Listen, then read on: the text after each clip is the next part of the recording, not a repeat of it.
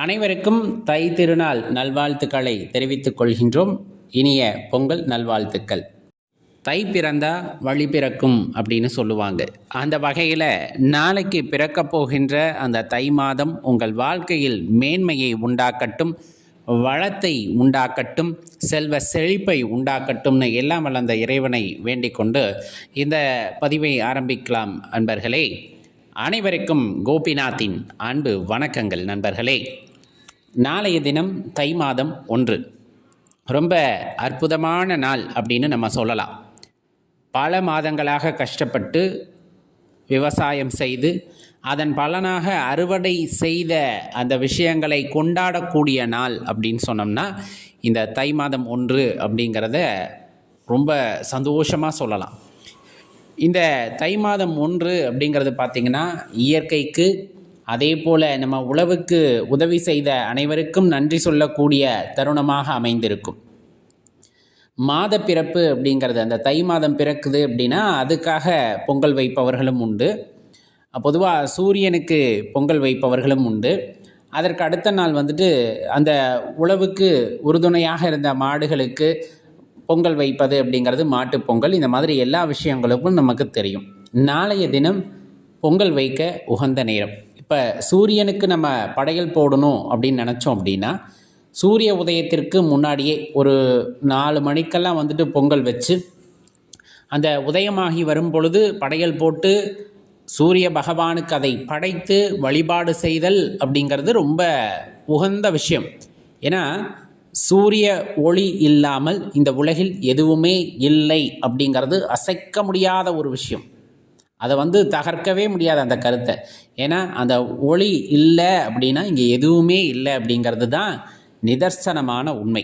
அந்த வகையில் விவசாயத்திற்கு பெரும் உதவி செய்கின்ற சூரிய பகவானுக்கு நன்றியை தெரிவிப்பதற்கு காலையில் ஒரு 4 மணிக்கெல்லாம் பொங்கல் வைத்து 6 மணி அவர் உதித்து வரும் பொழுதே படையலிட்டு சாமி கும்பிட்டு விடலாம். மற்றவர்கள் எப்போ சுவாமி கும்பிடலாம் அப்படின்னு பார்த்தோம்னா காலையில் 9லேருந்து 10:30 அப்படிங்கிறது ஒரு நல்ல நேரம் இருக்குது. 11லேருந்து 12 வரையிலும் இருக்கக்கூடிய நேரமும் நல்ல நேரம் இருக்குது. இப்போ இது எல்லாமே இந்த சூரியன் உச்சிக்கு வர்றதுக்கு முன்னாடி இருக்கக்கூடிய நேரம். இறங்கு பொழுதில் வைப்பதை தவிர்த்துக்க வேண்டும் அப்படின்ட்டு எப்போவுமே சொல்லப்படும்.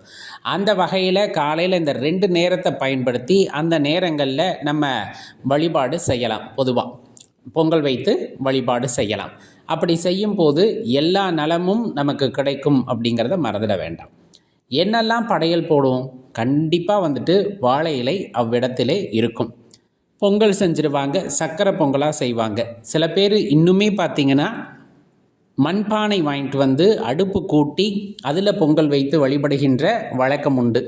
இப்போ நகரங்களில் வசிக்கிறாங்க, அப்பார்ட்மெண்ட்டில் இருக்கிறாங்க. அப்படிங்கும்போது அந்த கேஸ் அடுப்புலேயே வைக்கின்ற பழக்கம் உண்டு. எது தப்பு எது சரிங்கிறதெல்லாம் முக்கியம் இல்லை. முடிஞ்சால் நம்ம பாரம்பரியப்படி மண்பானை வாங்கி வைக்க போகிறோம், இல்லைன்னா இன்றைக்கி காலகட்டத்துக்கு ஏற்றாற் போல் பொங்கல் வைக்க போகிறோம், அவ்வளவுதான் விஷயம்.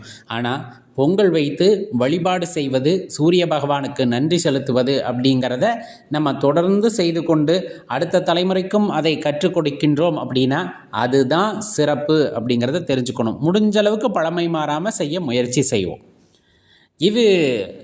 இதில் நம்ம கவனிக்க வேண்டிய விஷயம் அப்படின்னு பார்த்தோம்னா முதல் நாள் நாளைக்கு இதை செஞ்சுருவோம். நாளை மறுநாள் மாட்டுப்பொங்கல் ரொம்ப சிறப்பான நாளாக வருது. காரணம் என்னென்னா அன்னைக்கு தான் பிரதோஷமும் வருது. வெள்ளிக்கிழமை அன்னைக்கு பார்த்திங்கன்னா பிரதோஷமும் வருது. நந்தியம்பெருமானுக்கு அபிஷேகங்கள் ஆராதனைகள் எல்லாம் நடைபெறக்கூடிய நாளிலே மாட்டுப்பொங்கலை கொண்டாட இருக்கின்றோம். அப்படி பார்த்தோம் அப்படின்னா அது ரொம்ப அற்புதமான நாள். பெரும்பாலும் காலையில் பொங்கல் வைப்பவர்களும் உண்டு. அந்த சல்லிக்கட்டெல்லாம் கழுத்தில் கட்டி விட்டுருவாங்க.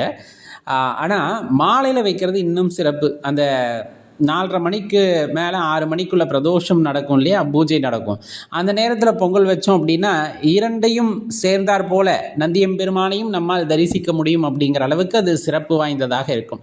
பெரும்பாலும் நல்ல நேரம் பார்த்து மாலை நேரத்தில் வச்சு அந்த வழிபாடு அப்படிங்கிறது மாடுகளுக்கு எல்லாம் பொங்கலை ஊட்டி விட்டு, கரும்பை ஊட்டி விட்டு, மாட்டு பொங்கலுக்கான குலவை இட்டு அவ்வளவு அற்புதமாக இருக்கும். கிராமப்புறங்களில் போய் பார்த்தா பெரும்பாலும் கிராமங்களில் வசித்தவர்கள் தானே நாம் நிறைய பார்த்துருப்போம் இல்லையா. இந்த மாட்டு பொங்கல் வைக்கும்போது சின்ன பாத்திரத்துல எல்லாம் வைக்க மாட்டாங்க. அடியனுடைய வீட்டிலே கிராமத்தில் பொங்கல் வைக்கும்போது பார்த்திங்கன்னா 2 பெரிய பானை இருக்கும். மண்பானை வந்துட்டு ரொம்ப பெருசாக இருக்கும்.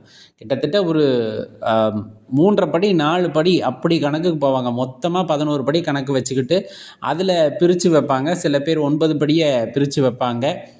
சில பேர் வந்துட்டு 7 படியை பிரித்து வைப்பாங்க. 2ஆக பிரித்து பொங்கல் வைப்பாங்க. அது ஒவ்வொரு வழக்கம். எங்கள் குடும்பத்தில் அது 2 பொங்கல் அப்படிங்கிறது வழக்கம். அதே ஊர்லேயே பார்த்திங்க அப்படின்னா ஒரே நேரத்தில் 11 பொங்கல் வைப்பாங்க, சின்ன சின்ன பாத்திரமாக வச்சு. ஆனால் அங்கே என்ன விசேஷம் அப்படின்னு பார்த்தா, அந்த பொங்கலை இறக்கி வச்சு அந்த மாடுகள்லாம் வந்துட்டு அலங்காரம் செஞ்சுருப்பாங்க. மாடு, ஆடு, வீட்டில் இருக்க நாய் எல்லாத்தையும் அலங்காரம் பண்ணி எல்லா ஜீவராசிகளுக்கும் நன்றி செலுத்தும் விதமாக அந்த மாட்டுப்பொங்கலை கொண்டாடும் போது இருக்கின்ற சந்தோஷம் வேறு எதிலும் கிடைத்தது இல்லை அப்படிங்கிறது தான் உண்மை. அந்த மாடு சாப்பிடவும் சாப்பிடாது, நம்மளை பார்த்து பயந்துக்கிட்டு. ஒரு சில மாடுகள் எடுத்துக்கிட்டாலும் ஒரு சில மாடுகள் எடுத்துக்காது, பின்னாடியே சுற்றணும். மாட்டோடு சேர்ந்து சுற்றக்கூடிய நிகழ்வெல்லாம் நடக்கும் அன்னைக்கு. அவ்வளவு அற்புதமாக இருக்கும், அவ்வளவு சந்தோஷமாக இருக்கும் அந்த மாட்டுப்பொங்கல் அப்படிங்கிற அந்த ஒரு விஷயத்தில். அது வெள்ளிக்கிழமை வருது, பிரதோஷம் நாள், ரொம்ப சிறப்பாக இருக்கும், தவற விடாதீங்க. அடுத்த நாள் வந்துட்டு காணும் பொங்கல். கண்டிப்பாக சொந்த பந்தங்களோடு கூடியிருந்து பொங்கல் செய்து சமைத்து சாப்பிடக்கூடிய அந்த நன்னாள். அது உறவுகள் எவ்வளவு முக்கியம் அப்படின்னு உலகத்திற்கு எடுத்து காட்டுவதாக அந்த காணும் பொங்கல் அப்படிங்கிறது அமைந்திருக்கும் அப்படிங்கிறத மறந்துட வேண்டாம். ரொம்ப அற்புதமான தமிழர் திருநாள் இது, தவற விடாதீங்க. பொங்கல் வைத்து சந்தோஷமாக கொண்டாடுங்க. நன்றி, வணக்கம்.